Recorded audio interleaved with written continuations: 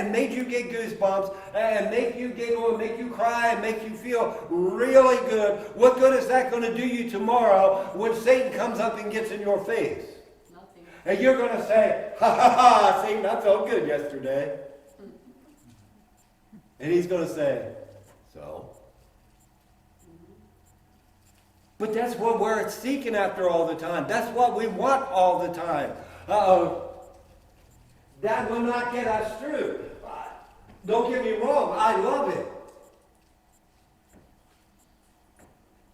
But it will not give you what you need to fight. It will not give you what you need to persevere. It will not give you what you need to keep going. It will not give you what you need to go toe-to-toe with Satan. It will not do that. God is loving, God is kind, God is merciful, and every once in a while He'll do things for that, like us, for us, like that. I'll get it out. But that's not what we need. That's right. Listen, on that mountain and the prophets of Baal, the fire fell and the rains came and all those things, and that was so great and that was so exciting, and that, was amazing. But what good did it do Elijah when Jezebel said, I'm going to kill you? It made him run. He ran. Apparently that didn't strengthen him. But he goes here and he's on the mountain and he's talking to the Lord, and the wind comes and the earthquake comes and all of that happens, and it says in verse 12, and after the earthquake a fire, but the Lord was not in the fire, and after the fire a still small voice. He wasn't in the earthquake, he wasn't in the wind, he wasn't in the fire, but then a still small voice. And it was so when Elijah heard it that he wrapped his face in his mantle and went out and stood in the entering in of the cave. And behold, there came a voice unto him and said, What doest thou here, Elijah? It's that still small voice. It's that correcting voice of God. It's that instructing voice of God. It's that informing voice of God that gives us what we need. God had to come and straighten Elijah out. He had to come and say to Elijah, what are you doing here? Why have you put yourself in this place? I have never left you. I've never forsaken you. I am with you. Christian, that's what he says to you. Just because you don't got the goosebumps or the shout or the tears, I have not left you. I am with you. I am giving you every day what you need. He sent the angel to feed Elijah. He sends you what you need to keep your strength up so that you can make this journey. So many base their proof of their relationship with God on that feel-good stuff. And I'm going to tell you something. You can easily be deceived into having your emotions go all up and up and up and think that's God and convince yourself that's God. But I'm going to tell you something. A lot of time it isn't God. I've been in churches. I know people that to them it is proof of God because they get goosebumps. I can tell you so. I've watched movies. I've heard music that isn't Christian music that has given me goosebumps. Was that God? Does that prove my relationship with God? No. And again, God does do those things because He is kind and merciful and loving and allows us to experience those things sometimes. But just because you ain't feeling it, don't think your relationship with God has got something wrong with it. If there is something wrong with it, it's because you're thinking that way.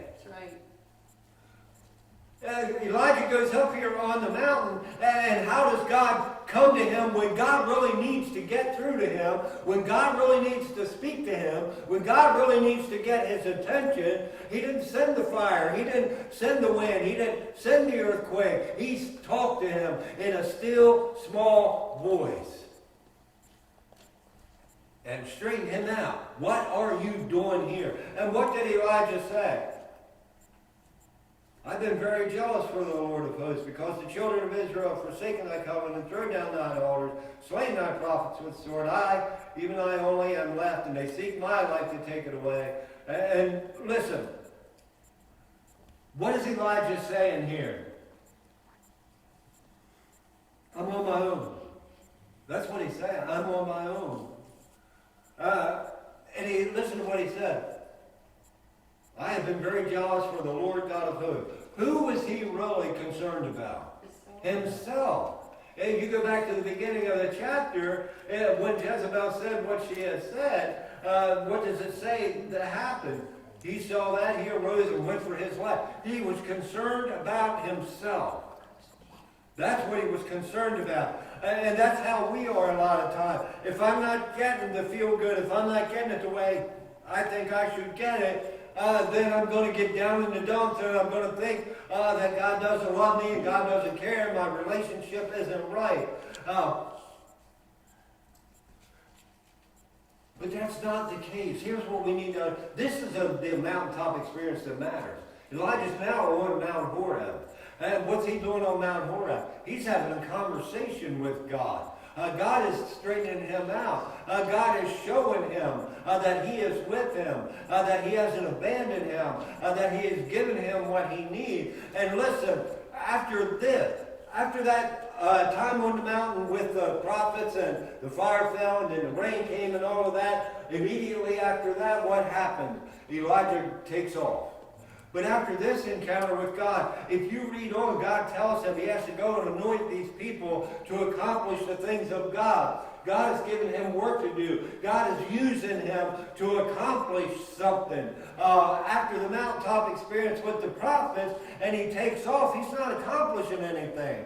He's running, and he's out there on his own, and he's down in the dumps, and all of that, he's not accomplishing anything. But after he has this meeting with God on the mountain, God sends him out to do his work, to do his will. He sends him to anoint some people who are going to accomplish things for God. And if you go on, and you can go on into 2 Kings, you can see that God continues to use him and to do things through him.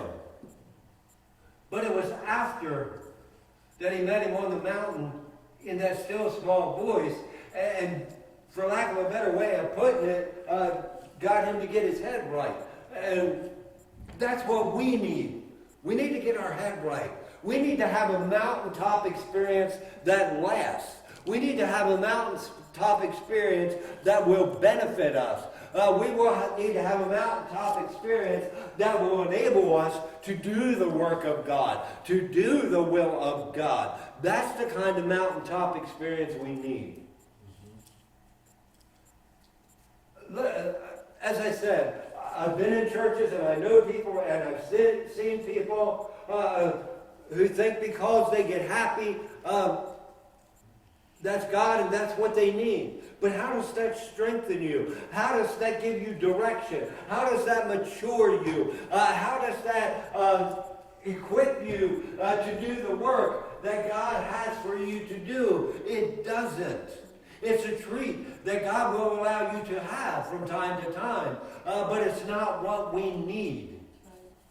We need this kind of a mountaintop experience. We need to spend some time in conversation with God. We need to spend some time getting direction from God. We need to spend some time getting some understanding from God. Like I said, I can have the feel good, but that's not going to benefit me when I got a battle to fight. I need the direction, I need the encouragement, I need the guidance, I need the knowledge and the wisdom from God in order to face those things, to stand up to those things. Yes, Lord, amen. That's what we need. And that can be consistent. It's not the up and down and the up and down. We've just got so convinced that if we don't have that, then something is wrong. I want you to show me one time where the disciples had that kind of experience. Oh, on the day of Pentecost. Well, I think we've made the day of Pentecost a lot more than what it really was. Yes, they spoke another tongue. Why? To preach the gospel to other people. It wasn't so they could take a run of it and that they could feel good and they could hoop and holler and shout and all of that kind of stuff. But we've taken that and made it sound like unless the Spirit falls on you and these kind of things happen, then you don't have that relationship with God. We've taken that and made it something that it's not. What we see in the Bible with the men that God greatly used, the people that God greatly used, you don't see those things going on. You see God giving them instruction. You see God giving them direction. You see God teaching them. You see God empowering them and strengthening them for the mission, for the job, for the journey. That's what you see. I don't know how we got to the point where we think that if our services aren't those kind of services, then God is not with us. Then God is not pleased with us. Then we don't have the kind of relationship we need to have with God. Well, this is the kind of relationship we need to have with God. What would you rather have happen?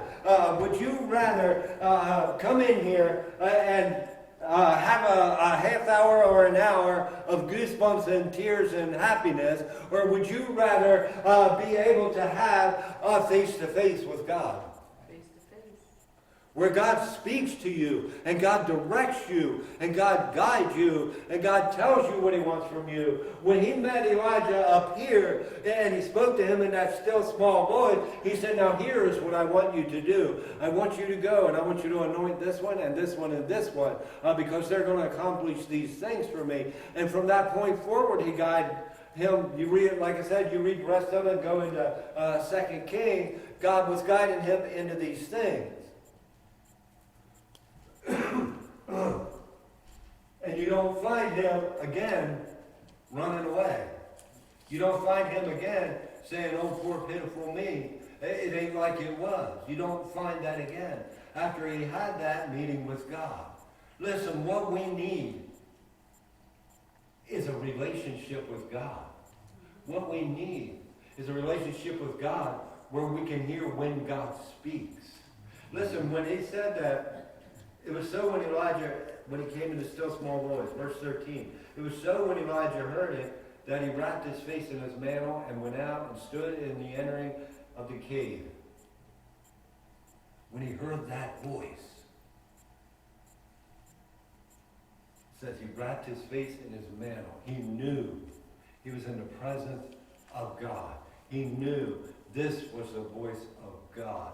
He knew this was something to be taken seriously. This was what he needed. And it's what we need. This is the kind of mountaintop experience we need. I want to make it really clear. I'm not condemning or putting down those other things. But if that's all you're pursuing, if you're looking for the fire, if you're looking for the thunder, if you're looking for the lightning, if you're looking for the earthquake and the wind, you're not going to hear the voice of God. You're not going to get the direction. You're not going to get the guidance. You're not going to get what you need for the journey. You're not going to get what you need to do the will of God and accomplish the purposes of God. This is what we need. This is what we are to be pursuing. I'm guilty. I'm guilty. There were times in my Christian life when I was in a lot of services where I got the goosebumps and I cried or I shouted or those kind of things, and I got to